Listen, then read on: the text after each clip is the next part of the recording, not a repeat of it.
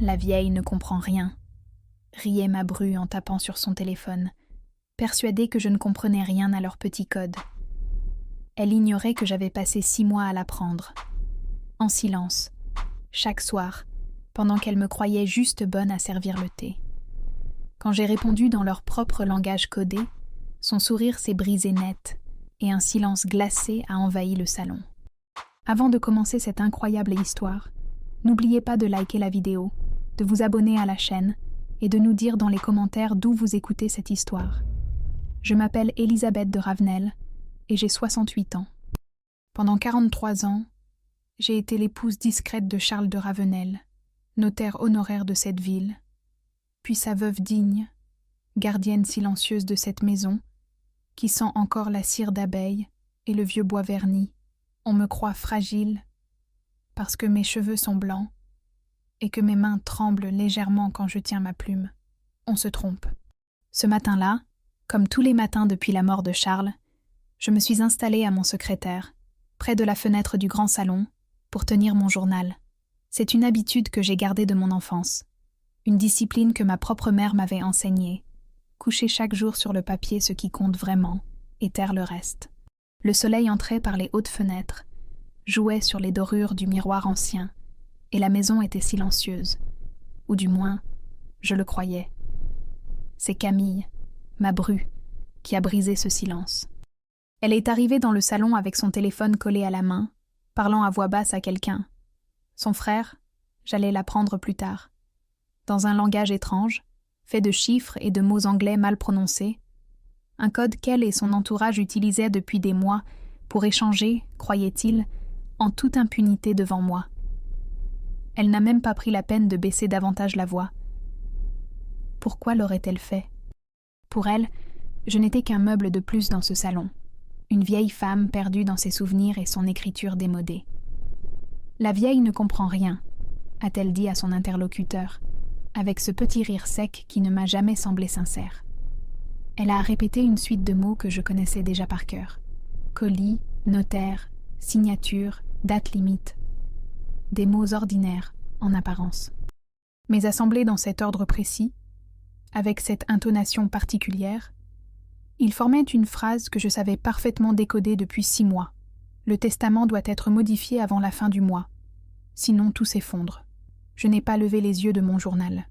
J'ai continué à écrire, de cette écriture ronde et régulière qui a toujours été la mienne, pendant que mon cœur, lui, battait à un rythme que je maîtrisais depuis longtemps à ne jamais laisser transparaître. Camille est repartie vers la bibliothèque, toujours au téléphone, sans un regard pour moi. Elle ne se doutait de rien. Elle ne pouvait pas se douter que, depuis 6 mois, chaque soir, après qu'elle et mon fils Antoine croyaient que je dormais, je m'enfermais dans mon ancien bureau, celui de Charles, et j'étudiais. J'avais trouvé leurs carnets, leurs messages imprimés, qu'ils laissaient traîner par négligence, persuadés que je ne saurais jamais lire entre les lignes. J'avais appris leur code comme on apprend une langue étrangère à l'âge où tout le monde vous dit que c'est trop tard. Avec patience, avec méthode, avec la rage froide de celle qu'on a sous-estimée. Il faut que je revienne un peu en arrière pour que vous compreniez comment nous en sommes arrivés là. Charles est parti voilà 14 mois, dans notre chambre, un soir de novembre, la main dans la mienne. Nous avions été mariés 43 ans. Il n'était pas seulement mon mari, il était mon meilleur ami, mon partenaire dans tout, y compris dans la gestion de notre fortune, qu'il avait bâtie avec rigueur au fil de sa carrière de notaire, puis fait fructifier avec l'aide de quelques placements avisés. Nous n'étions pas à proprement parler une famille de l'aristocratie, malgré le nom que je porte, un nom hérité de mon propre père, lui-même issu d'une lignée de magistrats. Mais nous avions su, par le travail et la prudence, constituer un patrimoine solide. Cette maison, plusieurs appartements loués dans le centre-ville, un portefeuille de valeurs que Charles avait toujours géré avec la même discrétion qu'il apportait à ses actes notariés. Notre fils unique, Antoine, avait 41 ans à la mort de son père, un homme charmant, en apparence, avec le sourire facile de ceux qui n'ont jamais eu à se battre vraiment pour rien. Il avait épousé Camille 12 ans plus tôt, une femme séduisante, ambitieuse, qui avait rapidement pris toute la place dans notre vie de famille, au détriment, je le voyais bien, du bon sens et de la mesure qui avait toujours caractérisé les Ravenel. Les premiers mois après le décès de Charles, Antoine et Camille se sont montrés attentionnés. Ils venaient déjeuner le dimanche, m'appelaient en semaine, prenaient de mes nouvelles avec une sollicitude que j'ai d'abord prise, naïvement, pour de l'amour filial. Puis, peu à peu, les visites se sont espacées, mais les questions, elles, se sont multipliées. Des questions en apparence anodines. « Maman, tu as bien mis à jour ton testament depuis le décès de papa ? Tu sais, avec l'âge, il vaut mieux simplifier les choses pour éviter les complications plus tard. On a rencontré un excellent notaire, un ami de Camille, qui pourrait t'aider à tout clarifier. » J'ai d'abord accueilli ces suggestions avec la bienveillance d'une mère qui veut croire au meilleur de son fils. J'ai même pris rendez-vous, une fois, avec ce fameux notaire dont il parlait tant, un certain maître Levasseur, jeune, trop souriant, qui m'a présenté des documents en me pressant gentiment de signer pour simplifier la succession. J'ai signé une procuration limitée pour la gestion courante d'un des appartements loués, rien de plus. Mais j'ai gardé, comme toujours, une copie de chaque document, et j'ai commencé, ce jour-là, à sentir dans mon ventre cette intuition que les femmes de mon âge apprennent à ne jamais négliger. Quelque chose n'allait pas. C'est 3 mois plus tard que j'ai trouvé le premier carnet. Camille l'avait laissé sur la table basse du salon, un simple cahier à spirale, rempli de notations qui, à première vue, ressemblaient à des listes de courses ou des rendez-vous. Mais en y regardant de plus près, j'ai remarqué la récurrence de certains chiffres, de certaines abréviations, Hervé, Naughty Lev, 14h, Sagne, Hélice, avant fin trim, Par, Antoine, 60, Cam, 40, Simode. J'ai refermé le carnet, le cœur battant, et je l'ai reposé exactement là où je l'avais trouvé. Ce soir-là, dans le silence de mon bureau, celui qui avait été celui de Charles, j'ai pris une décision qui allait changer le cours des choses. Je n'allais pas confronter mon fils, je n'allais pas pleurer, ni le supplier de me dire la vérité, ni m'effondrer dans les bras d'une amie en me lamentant sur l'ingratitude de mes enfants. J'allais comprendre, entièrement, méthodiquement. Et puis, seulement alors, j'agirais. J'ai commencé par relire, encore et encore, chaque note que je parvenais à intercepter, sans jamais fouiller ouvertement, sans jamais éveiller le moindre soupçon, simplement en gardant les yeux et les oreilles grands ouverts dans ma propre maison, où l'on continuait de me croire absente à moi-même. J'ai découvert peu à peu leur système, des mots de code pour parler du testament, des rendez-vous secrets avec ce notaire complaisant, des allusions à une part qu'ils voulaient s'assurer avant que je ne change d'avis ou avant que je ne meure, ce qui, dans leur esprit, semblait revenir au même. J'ai aussi découvert autre chose, plus douloureux encore, des difficultés financières que mon fils me cachait soigneusement. Une lettre, oubliée sur son bureau lors d'une visite, provenant d'une banque, évoquant un découvert important, un prêt professionnel en souffrance, une mise en demeure. Antoine avait investi, sans m'en parler, dans une affaire de Camille, une boutique de décoration qui périclitait depuis 2 ans, et il avait besoin, urgemment, d'argent. Beaucoup d'argent. Plus que ce que sa part d'héritage légitime, à ma mort naturelle, dans un futur que je comptais bien faire durer, ne pourrait jamais lui apporter à temps. C'est là que j'ai compris l'ampleur de leur projet. Ils ne voulaient pas simplement s'assurer une bonne part de l'héritage. Ils voulaient m'en déposséder de mon vivant, en profitant de mon âge, de ma prétendue fragilité, pour me faire signer des documents modifiant en profondeur la structure de mon patrimoine, transformant certains biens en donations anticipées, transférant la gestion de mes comptes à une procuration générale, réduisant ma capacité de décision à peau de chagrin, tout cela sous couvert de simplifier les choses pour maman. Et le pire, dans tout cela, n'était pas la cupidité. Je pouvais, à la rigueur, comprendre la détresse financière d'un fils acculé. Le pire était le mépris. Ce mépris tranquille, ordinaire, qu'ils affichèrent devant moi sans même prendre la peine de le dissimuler, persuadés que la vieille dame aux cheveux blancs, celle qui écrivait encore ses lettres à la plume et tenait son journal chaque matin, ne comprendrait jamais rien à leur manigance. Ils se trompaient lourdement. J'ai passé les 6 mois suivants à apprendre leur code, patiemment, en notant chaque expression, chaque chiffre, chaque référence, en les recoupant avec les documents que je récupérais discrètement. Factures, relevés bancaires laissés sur la table, appels que je surprenais depuis la pièce voisine, la porte entr'ouverte. J'ai aussi repris contact, sans en parler à personne, avec un vieil ami de Charles, Maître Bertrand Auclair, notaire respecté depuis plus de 30 ans dans notre ville, un homme d'une intégrité que je n'avais jamais eu de raison de mettre en doute. C'est à lui, et à lui seul, que j'ai confié la vérité. Élisabeth, m'a-t-il dit ce jour-là, dans son étude qui sentait le cuir et le papier ancien, si ce que vous me décrivez est avéré, votre fils et sa femme se rendent coupables de tentative d'abus de faiblesse. C'est un délit pénal, sanctionné sévèrement par la loi. Mais il nous faut des preuves solides, incontestables, avant d'agir. Une accusation sans fondement se retournerait contre vous. J'ai souri, un sourire que je réserve désormais à mes seuls moments de véritable détermination. Bertrand, ai-je répondu, je vous apporterai les preuves. Toutes les preuves. Et c'est ce que j'ai fait. Pendant les mois suivants, j'ai constitué discrètement un dossier. Copie des carnets de Camille, que je recopiais moi-même de mémoire chaque soir après les avoir lus en cachette. Relevé bancaire prouvant les difficultés financières d'Antoine.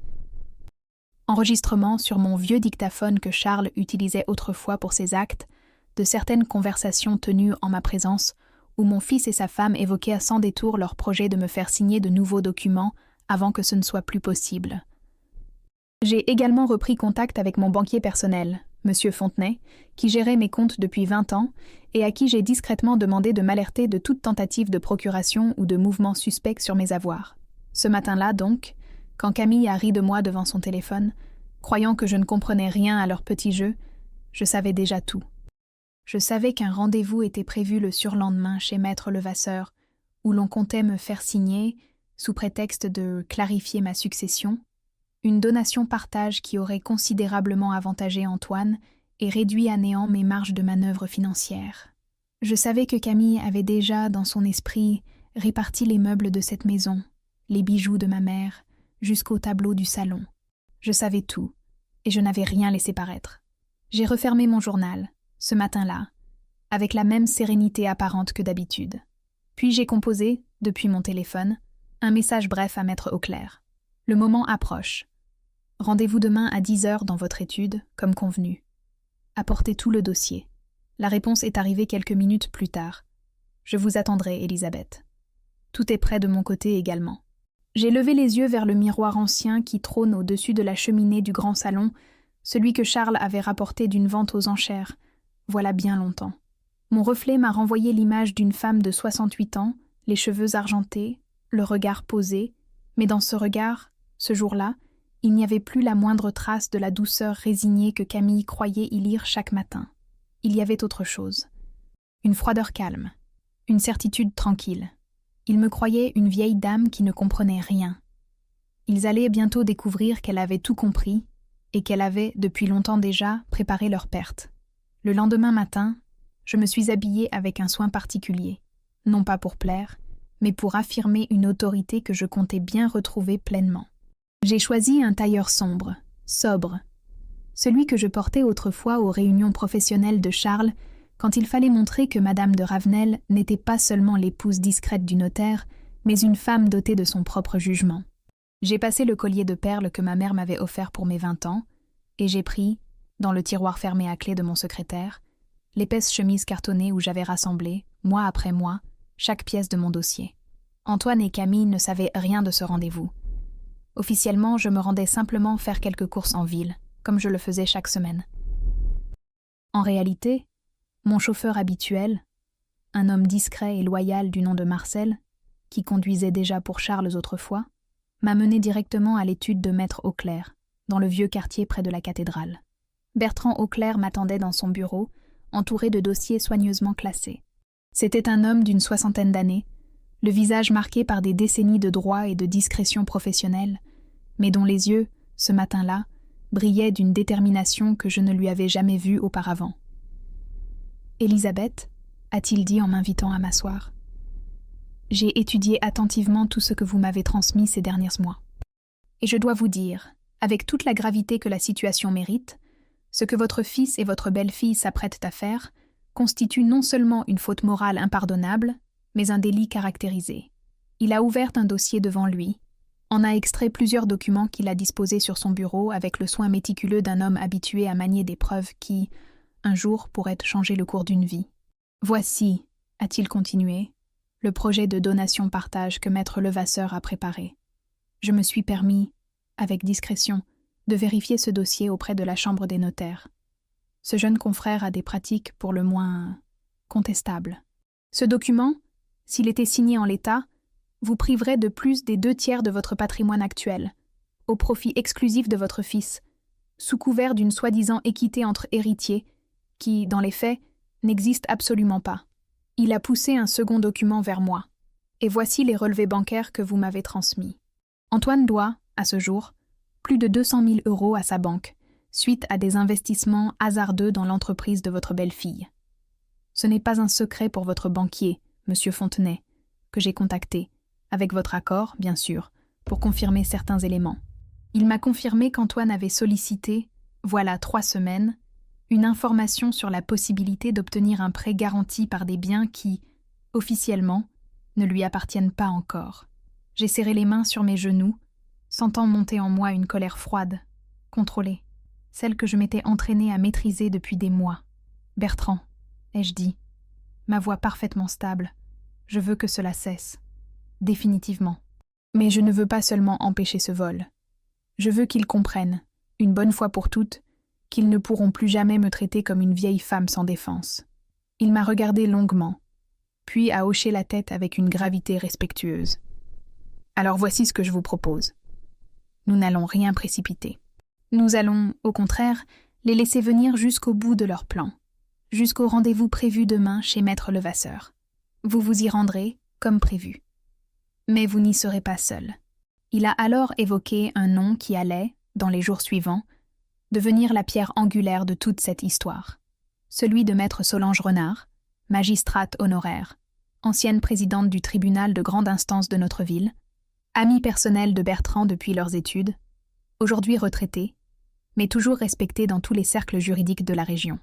Une femme, m'a-t-il expliqué, d'une droiture absolue, qui accepterait, à titre exceptionnel et en toute discrétion, d'assister à ce rendez-vous en tant que témoin qualifié, pas en tant que juge, bien sûr, puisqu'aucune procédure n'était encore ouverte, mais en tant qu'autorité morale et juridique dont la présence suffirait à démonter, pièce par pièce, tout l'échafaudage que Camille et Antoine avaient patiemment construit.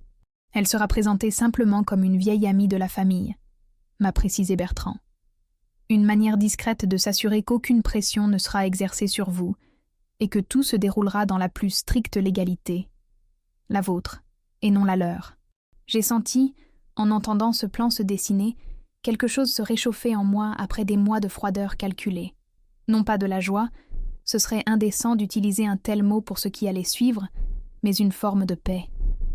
La paix de celle qui sait, enfin, que la justice, la vraie, celle qui ne se paye pas et ne se négocie pas, allait reprendre sa place légitime. Il y a autre chose, ai-je ajouté, en sortant de mon sac le petit dictaphone de Charles. J'ai des enregistrements.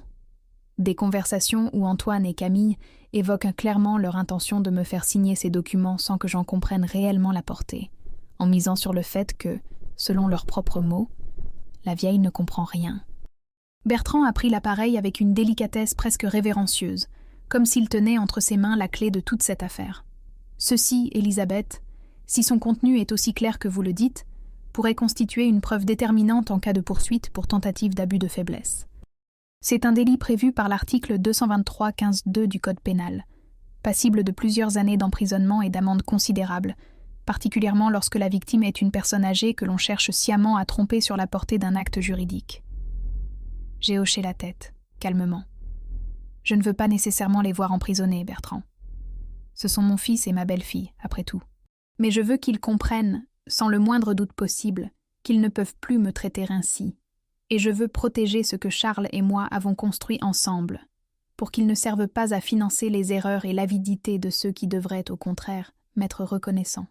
Alors nous procéderons ainsi, a conclu Bertrand. Demain vous vous rendrez au rendez-vous prévu. Solange sera présente.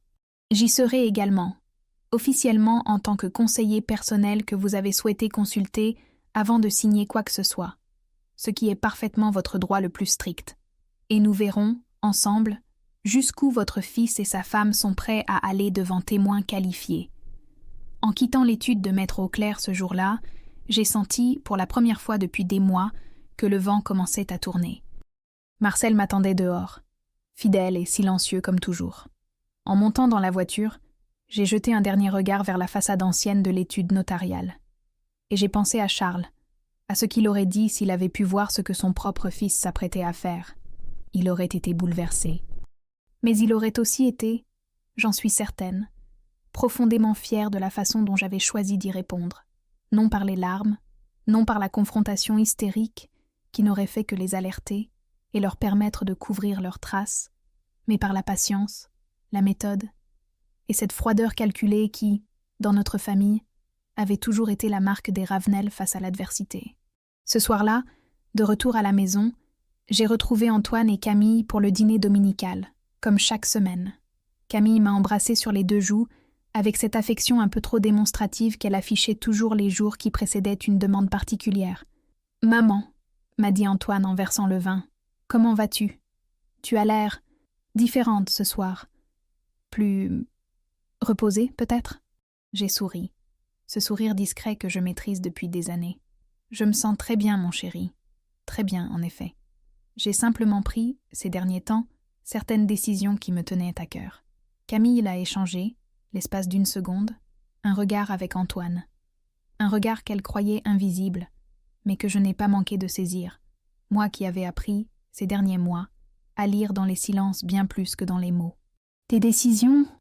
a-t-elle demandé, avec ce ton faussement détaché qu'elle prenait toujours pour aborder les sujets qui l'intéressèrent le plus. « Oui, » ai-je répondu, en portant mon verre à mes lèvres. « Vous en saurez davantage très bientôt. » Le silence qui a suivi n'a duré que quelques secondes, mais j'ai vu, dans les yeux d'Antoine, une lueur d'inquiétude fugace, la même, sans doute, que celle qu'il avait vue dans les miens, tant de fois, sans jamais y prêter attention. Demain, il croirait encore que j'allais signer, docile et reconnaissante, le document qui devait sceller ma propre dépossession. Demain, il découvrirait qu'il s'était trompé sur toute la ligne. Le lendemain matin s'est levé sur un ciel bas et gris, comme si le temps lui-même hésitait à choisir un camp. J'ai pris mon petit déjeuner seul, dans la salle à manger, face à la fenêtre qui donne sur le jardin, où Charles avait planté, des années auparavant, ce tilleul dont les fleurs parfument encore la maison chaque printemps. J'ai bu mon café lentement, en repassant une dernière fois dans ma tête chaque détail du plan que Bertrand et moi avions élaboré la veille. Camille est descendue vers 9h, déjà maquillée avec ce soin qu'elle réservait aux occasions importantes. Elle portait un tailleur clair, presque solennel, et j'ai compris qu'elle aussi se préparait, à sa manière, pour ce rendez-vous qu'elle croyait décisif. Décisif pour elle, s'entend, et pour la part d'héritage qu'elle comptait bien arracher avant que je ne puisse changer d'avis. « Antoine passe vous chercher à 10h, m'a-t-elle annoncé avec un sourire qu'elle voulait chaleureux, mais qui n'était, comme toujours, qu'une façade bien entraînée. Maître Levasseur nous attend à 10h30. Il a préparé tous les documents, maman. Ça ne prendra pas longtemps, tu verras. Juste quelques signatures, pour simplifier les choses. Simplifier les choses, ai-je répété doucement, en reposant ma tasse. Quelle bonne idée, Camille. Il est toujours bon de simplifier. Elle n'a rien perçu de l'ironie contenue dans ces mots. Elle a hoché la tête, satisfaite, et est repartie vérifier je ne sais quel détail, tandis que je montais me préparer à mon tour. J'ai choisi, ce jour-là, une tenue à la fois sobre et impeccable. Un tailleur bleu marine, une broche en or que Charles m'avait offerte pour nos 30 ans de mariage, et le même collier de perles que la veille. Je voulais qu'il me voie telle que j'étais réellement, une femme de mesure et de dignité, et non telle qu'ils avaient choisi de me percevoir. Une vieille dame confuse, prête à signer n'importe quoi, pourvu qu'on lui sourie gentiment. Antoine est venu me chercher à 10h précises, comme convenu. Dans la voiture, il m'a parlé de choses sans importance. La météo, un projet de voyage qu'il évoquait vaguement pour l'été prochain, avec cette légèreté un peu forcée des gens qui redoutent le silence, parce qu'ils craignent ce qu'il pourrait révéler. Je l'ai laissé parler, en hochant la tête au bon moment, en souriant quand il le fallait, jouant à la perfection le rôle qu'il attendait de moi. L'étude de Maître Levasseur se trouvait dans un immeuble moderne du centre-ville, tout en verre et en acier, si différent de l'étude ancienne et chaleureuse de Bertrand Auclair. Tout, dans ce cabinet, semblait conçu pour impressionner plutôt que pour rassurer. Le mobilier design, les diplômes encadrés avec un soin presque ostentatoire, la secrétaire trop souriante qui nous a fait patienter dans une salle d'attente au fauteuil inconfortablement moderne. Camille nous attendait déjà, assise bien droite, son sac posé sur ses genoux comme une barrière symbolique. Elle m'a adressé un sourire éclatant en me voyant entrer. « Belle maman, vous êtes ravissante ce matin », a-t-elle lancé, avec cette délicatesse un peu excessive qu'elle réservait aux jours où elle avait particulièrement besoin de moi. « Merci, Camille », ai-je répondu simplement, en m'installant dans le fauteuil qu'Antoine m'indiquait. C'est à cet instant précis que j'ai laissé tomber, comme par inadvertance, la phrase que j'avais préparée depuis plusieurs jours. Avant que nous ne commencions, j'aimerais vous informer que j'ai pris la liberté d'inviter 2 amis de longue date à se joindre à nous ce matin. Vous savez combien il m'est difficile, depuis la mort de votre père, de prendre seule certaines décisions importantes. J'ai donc demandé conseil. Le sourire de Camille s'est figé l'espace d'une fraction de seconde. Une fraction si brève que seule une personne qui l'observait attentivement, comme je le faisais depuis des mois, aurait pu la remarquer. « Des amis ?» a répété Antoine, avec une prudence nouvelle dans la voix. « Quels amis, maman ?»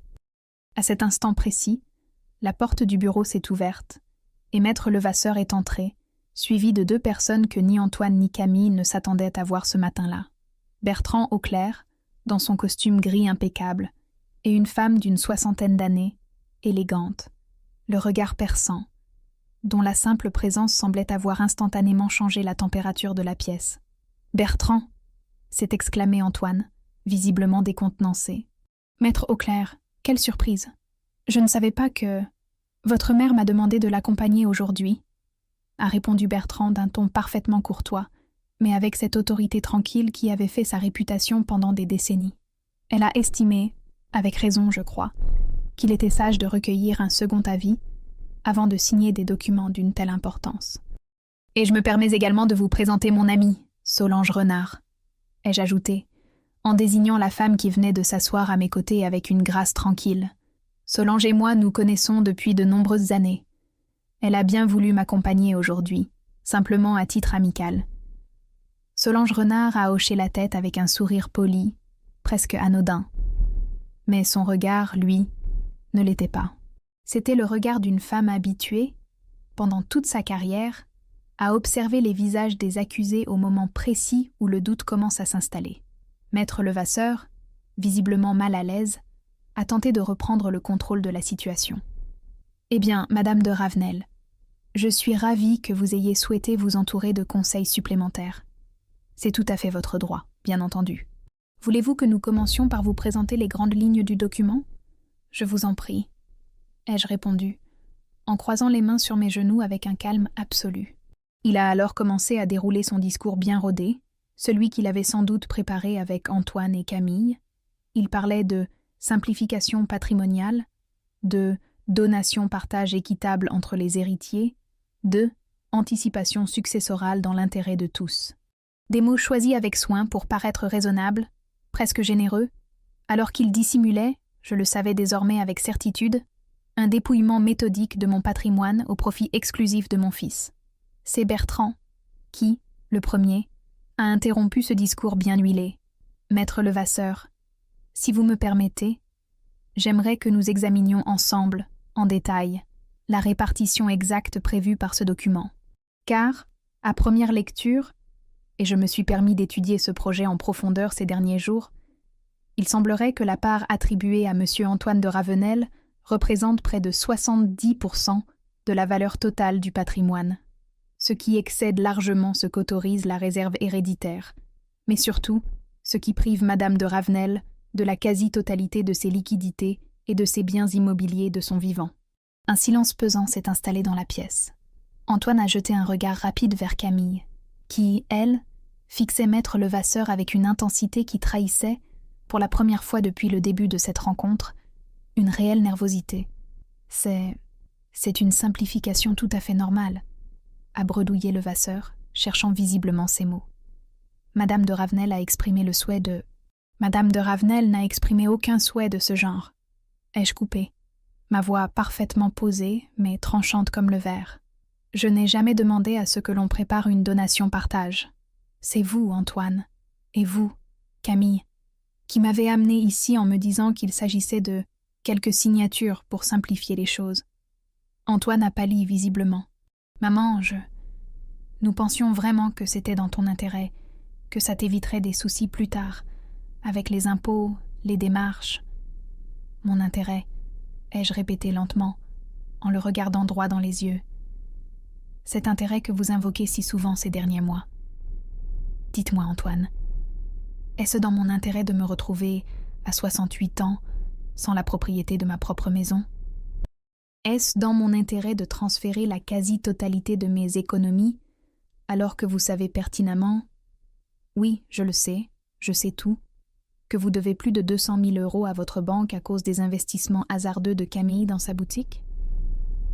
Le silence, cette fois, est devenu absolu. Camille a blêmi d'un coup. Ses mains se sont crispées sur son sac. Comment sais-tu cela? A bégayé Antoine, la voix soudain incertaine. Parce que je ne suis pas la vieille femme confuse que vous avez décidé de voir en moi, ai-je répondu, avec une froideur que je n'avais jamais employée envers mon propre fils.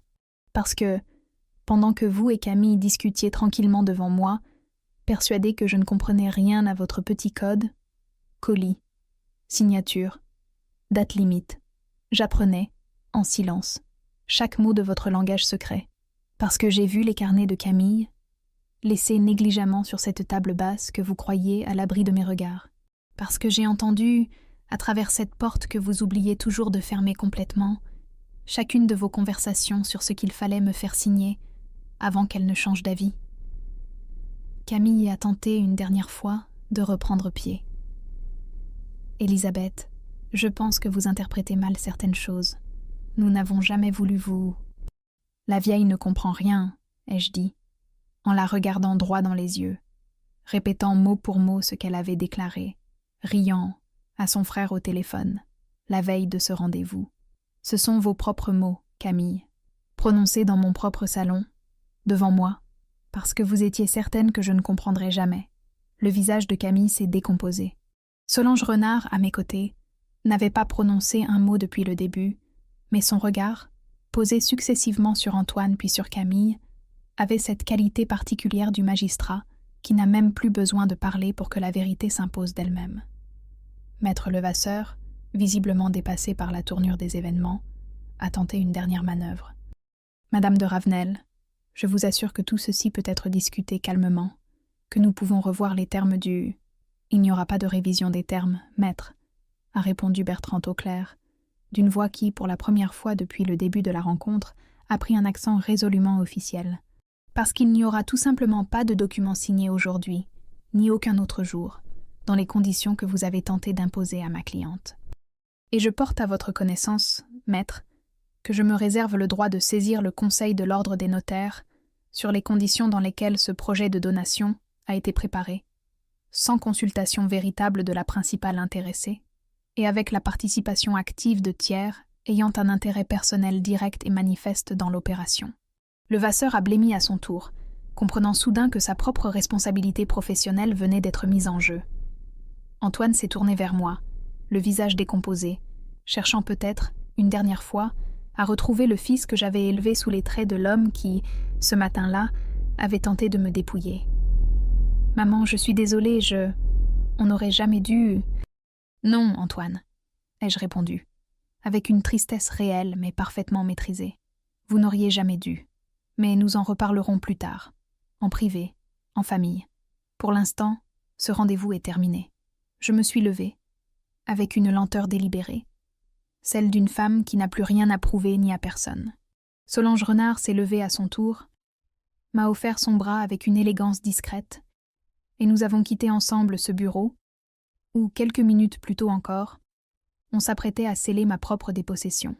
Dans le couloir, avant de sortir, j'ai entendu la voix de Camille, brisée, s'élever derrière la porte close. « Antoine, qu'est-ce qu'on va faire maintenant ?» Elle sait tout, elle sait absolument tout, et pour la première fois depuis des mois, un sourire véritable, sans calcul ni retenue, est venu éclairer mon visage. Ils savaient, désormais, que je savais. Mais ils étaient loin, très loin encore, d'imaginer tout ce que j'avais préparé pour la suite. Les jours qui ont suivi ce rendez-vous ont été étrangement silencieux. Antoine n'a pas appelé le lendemain, ni le surlendemain. Camille, de son côté, semblait s'être volatilisée de ma vie. Elle qui, quelques semaines plus tôt encore, m'envoyait des messages presque quotidiens, toujours empreints de cette affection calculée que je savais désormais parfaitement reconnaître. Ce silence, loin de m'inquiéter, m'a confirmé une chose. Il cherchait une parade. Je connaissais assez mon fils pour savoir qu'il ne renoncerait pas si facilement, surtout avec les dettes qui continuaient de peser sur lui comme une épée suspendue. J'ai donc profité de ce répit pour avancer, avec Bertrand, sur la suite de mon plan. « Il faut être clair sur un point, Elisabeth », m'a dit Bertrand lors de notre rencontre suivante dans son étude. Ce qui s'est passé chez Levasseur suffit à établir la tentative, mais pas encore à la sanctionner juridiquement de façon irréversible. Si vous voulez vraiment qu'ils comprennent, une bonne fois pour toutes, la gravité de ce qu'ils ont tenté, il faut sécuriser votre patrimoine de manière incontestable et rendre toute nouvelle tentative absolument impossible. Dites-moi ce qu'il faut faire, ai-je répondu simplement. Il m'a alors exposé un plan en 3 volets, d'une précision toute notariale. D'abord, la révocation immédiate de la procuration limitée que j'avais accordée, des mois plus tôt, sur l'appartement loué, celle-là même que maître Levasseur avait probablement l'intention d'élargir subrepticement. Ensuite, la mise en place d'un mandat de protection future, rédigé selon mes seules volontés, désignant non pas Antoine, mais Bertrand lui-même et Solange Renard comme mandataires conjoints, en cas d'incapacité future, un document qui, cette fois, ne pourrait être contesté par personne, tant sa rédaction serait irréprochable. Enfin, et c'était là le cœur du dispositif, la constitution d'une donation-partage entièrement nouvelle, rédigée à ma seule initiative, répartissant mon patrimoine selon des proportions que j'estimais, moi, justes et raisonnables, et non selon les exigences dictées par la cupidité d'un fils acculé par ses dettes. Il y a une chose que je veux inclure, ai-je précisé à Bertrand, ce jour-là, une clause qui protège spécifiquement mes biens de toute tentative future de captation, quelle qu'en soit la forme. Bertrand a hoché la tête, visiblement satisfait de me voir aborder cette affaire avec une telle clarté d'esprit. C'est tout à fait possible, Elisabeth. Nous pouvons également, si vous le souhaitez, formaliser un procès-verbal de constat auprès d'un huissier de justice, relatant précisément les événements survenus chez maître Levasseur sur la base des enregistrements que vous détenez. Ce document aurait une valeur probante considérable en cas de contestation ultérieure de votre fils. Faisons-le, ai-je répondu sans hésitation. C'est ainsi que, 3 jours plus tard, maître Dominique Charrier, huissier de justice que Bertrand connaissait depuis de nombreuses années pour son sérieux irréprochable, est venu me rencontrer chez moi. Un homme d'une 60aine d'années également, au regard vif et à la parole mesurée, qui a écouté avec une attention scrupuleuse l'enregistrement que je lui ai fait entendre, cette conversation, où Antoine et Camille, certains de n'être pas compris, évoquaient sans détour leur intention de me faire signer des documents dont je ne saisirai jamais la véritable portée. « Madame de Ravenel » m'a-t-il dit après avoir écouté l'enregistrement dans son intégralité, « ce que je viens d'entendre constitue, à mon sens, un élément particulièrement clair d'une intention de captation d'héritage par abus de faiblesse présumée. Je vais rédiger un procès-verbal de constat détaillé qui pourra être versé, le cas échéant, à toute procédure ultérieure. » Pendant qu'il rédigeait ce document avec un soin méticuleux, j'ai repensé à Charles, à la façon dont il évoquait toujours, avec une certaine fierté tranquille, l'importance des actes authentiques, des preuves incontestables, de tout ce qui, dans le droit français, permettait de protéger les plus vulnérables contre les prédateurs les plus habiles. Il aurait été, j'en suis certaine, profondément satisfait de voir que je mettais enfin en pratique tout ce qu'il m'avait, sans le savoir peut-être, enseigné pendant 43 années de vie commune. Ce même après-midi, mon banquier, M. Fontenay, m'a téléphoné directement, la voix empreinte d'une gravité inhabituelle. « Madame de Ravenel, je me permets de vous appeler personnellement. Nous avons reçu ce matin une demande de renseignement de la part de votre fils, concernant les modalités d'un emprunt qu'il envisagerait de contracter, garanti par un bien immobilier vous appartenant. Conformément à nos procédures, et compte tenu des consignes de vigilance particulières que vous nous avez transmises il y a quelques semaines, nous avons naturellement refusé de communiquer la moindre information sans votre accord exprès et écrit. Je vous remercie infiniment, monsieur Fontenay, ai-je répondu, sentant une nouvelle pièce se mettre en place dans ce dispositif que je construisais, patiemment depuis des mois. Je vous demanderai de formaliser par écrit ce refus et de bloquer dès à présent toute possibilité de procuration ou de garantie sur mes biens sans ma présence physique et ma signature personnellement authentifiée devant notaire. C'est déjà fait, madame. Et permettez-moi d'ajouter, à titre personnel, que je trouve admirable la clarté avec laquelle vous gérez cette situation. Ces mots, venant d'un homme aussi mesuré que M. Fontenay, m'ont touché plus que je ne l'aurais imaginé. Pendant des mois, j'avais dû affronter seule, en silence, la trahison de mon propre fils, sans jamais pouvoir m'appuyer sur qui que ce soit d'autre que moi-même et mon obstination. Entendre, enfin, la reconnaissance discrète de ceux qui m'entouraient désormais, Bertrand, Solange, M. Fontenay, Maître Charrier, m'a rappelé que je n'étais plus seule dans ce combat.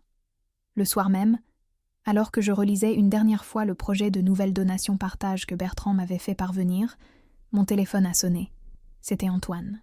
J'ai hésité un instant avant de répondre, puis j'ai décroché, d'une voix parfaitement calme. « Bonsoir, Antoine. »« Maman » a-t-il dit, la voix visiblement tendue. « Il faut qu'on parle.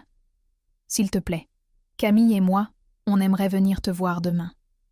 Juste nous trois, sans personne d'autre. » J'ai laissé un silence s'installer, un silence que je maîtrisais désormais parfaitement, avant de répondre. « Très bien, Antoine. Demain, 18h. Mais je vous préviens, je n'accepterai plus désormais aucune tentative de me faire signer quoi que ce soit sans l'avis de mon conseiller.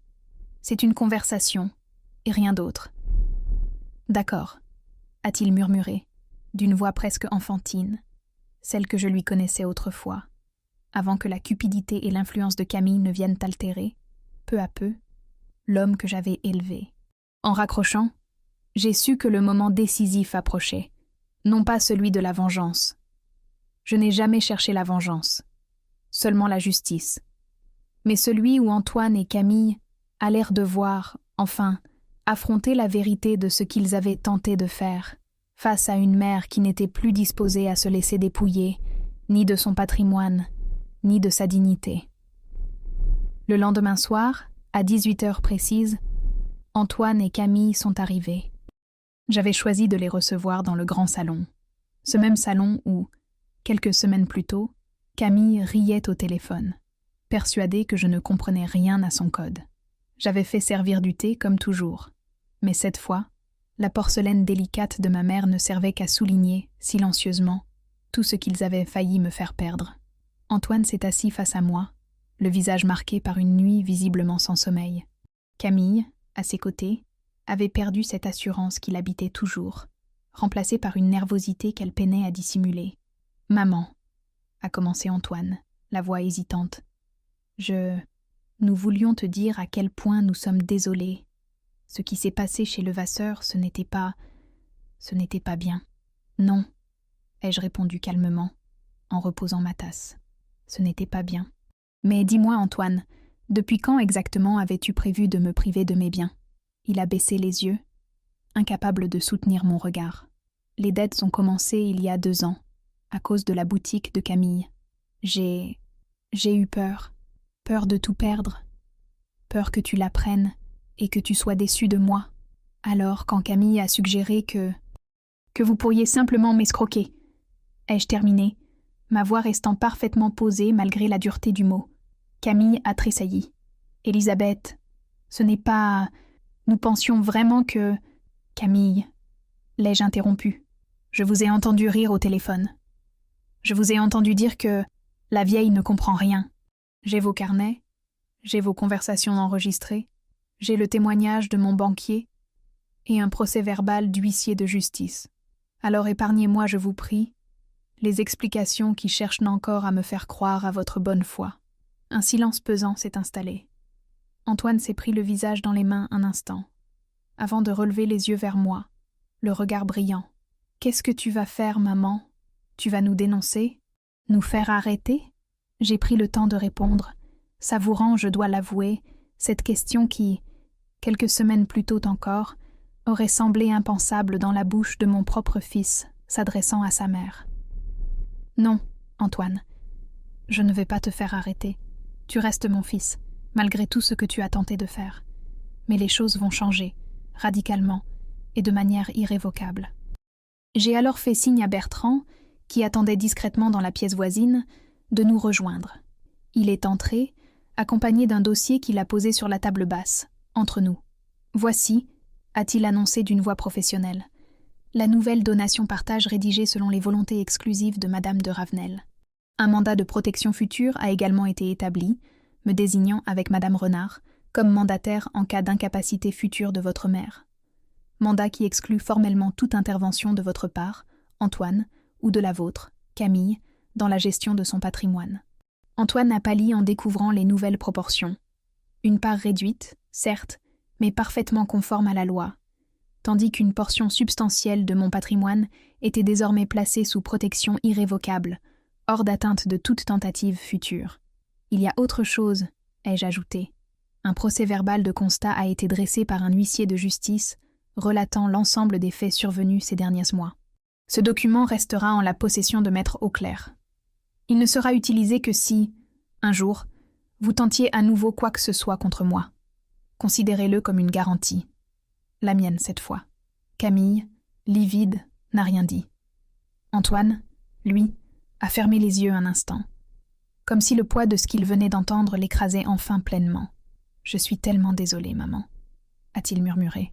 « J'ai honte. »« Tant mieux, » ai-je répondu, sans dureté excessive, mais sans complaisance non plus.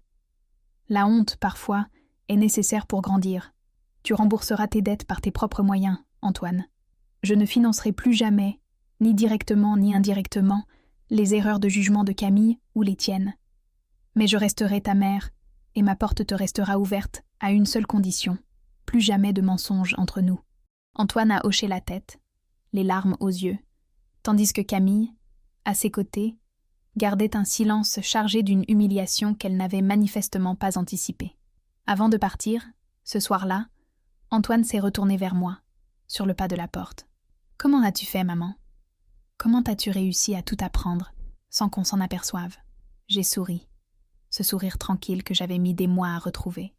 Parce que vous avez fait l'erreur, tous les deux, de croire qu'une femme de 68 ans ne pouvait plus apprendre, ni comprendre, ni se défendre. C'est une erreur que beaucoup commettent, Antoine. Ne la refais plus jamais, avec qui que ce soit. Il est parti sans un mot de plus, Camille à ses côtés, silencieuse et brisée. J'ai refermé la porte derrière eux, et je me suis assise un instant dans le silence retrouvé de mon salon, sentant enfin, après des mois de tension contenue, une paix profonde s'installer en moi. Ce n'était pas encore tout à fait fini. Mais l'essentiel, désormais, était accompli. Les mois qui ont suivi cette soirée décisive ont transformé, lentement mais sûrement, l'équilibre de notre famille. Antoine a tenu parole. Il a vendu sa part dans un investissement secondaire dont j'ignorais jusqu'alors l'existence, a négocié avec sa banque un plan de remboursement échelonné pour ses dettes et a même accepté, non sans une certaine fierté blessée mais sincère, un poste moins prestigieux mais plus stable dans une entreprise de gestion patrimoniale, où son sérieux et sa rigueur, qualité qu'il tenait, je crois, de son père, ont fini par être reconnus. Camille, elle, a fermé sa boutique de décoration, celle-là même qui avait été à l'origine de tant de difficultés. Je ne saurais dire si elle a véritablement changé, au fond d'elle-même, ou si elle a simplement compris qu'elle ne pourrait plus jamais, désormais, me manipuler ni me sous-estimer. Peut-être les deux choses étaient-elles vraies à la fois. Elle est revenue, quelques semaines après notre confrontation, seule, sans Antoine, pour me présenter des excuses que j'ai senties, cette fois, plus authentiques que les précédentes. « Je n'ai pas d'excuses valables, Elisabeth », m'a-t-elle dit ce jour-là, assise face à moi dans ce même salon. J'ai eu peur, j'ai été égoïste, et j'ai sous-estimé quelqu'un que je n'aurais jamais dû sous-estimer. Je ne lui ai pas offert un pardon immédiat. Ce n'était pas encore le moment, et certaines blessures méritent d'être respectées avant d'être refermées. Mais j'ai accepté ce jour-là de recommencer, prudemment, à reconstruire une relation avec elle, fondée non plus sur les faux-semblants d'autrefois, mais sur une vigilance que je ne relâcherai plus jamais complètement. Le procès-verbal de constat dressé par Maître Charrier est resté, comme promis, dans le coffre de Bertrand Auclair. Je n'ai jamais eu à l'utiliser. Sa seule existence, connue d'Antoine et de Camille, a suffi à garantir, mois après mois, qu'aucune nouvelle tentative ne vienne troubler la paix retrouvée de notre famille. Bertrand est resté, plus que jamais, un pilier essentiel de ma vie, non plus seulement en tant que notaire, mais en tant qu'ami véritable, celui qui m'avait aidé à traverser l'une des épreuves les plus douloureuses de mon existence, celle de découvrir que son propre enfant peut, sous la pression du désespoir, être capable de trahison. Solange Renard, elle aussi, est devenue une présence régulière dans ma vie. Une amie précieuse avec qui je partage désormais, chaque mardi après-midi, un thé et des conversations qui n'ont plus rien à voir avec les subterfuges d'un notaire complaisant. Quant à Maître Levasseur, j'ai appris, quelques mois plus tard, par l'intermédiaire de Bertrand, que le Conseil de l'Ordre des notaires avait ouvert une enquête disciplinaire à son encontre, suite au signalement de plusieurs pratiques similaires impliquant d'autres personnes âgées de notre région. Je n'ai ressenti, en l'apprenant, ni satisfaction excessive ni compassion particulière. Simplement la certitude tranquille que la vérité, tôt ou tard, finit toujours par se frayer un chemin jusqu'à la lumière.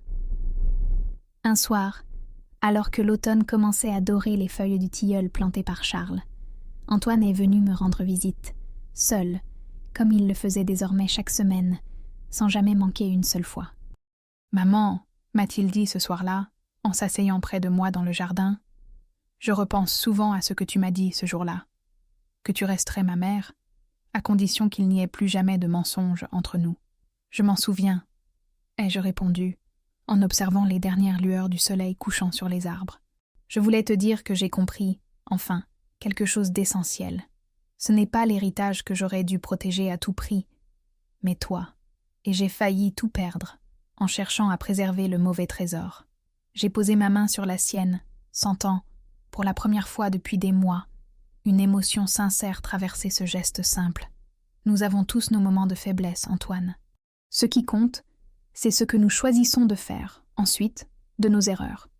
Il a hoché la tête, les yeux humides, et nous sommes restés ainsi un long moment, en silence, regardant le soleil disparaître doucement derrière les arbres du jardin.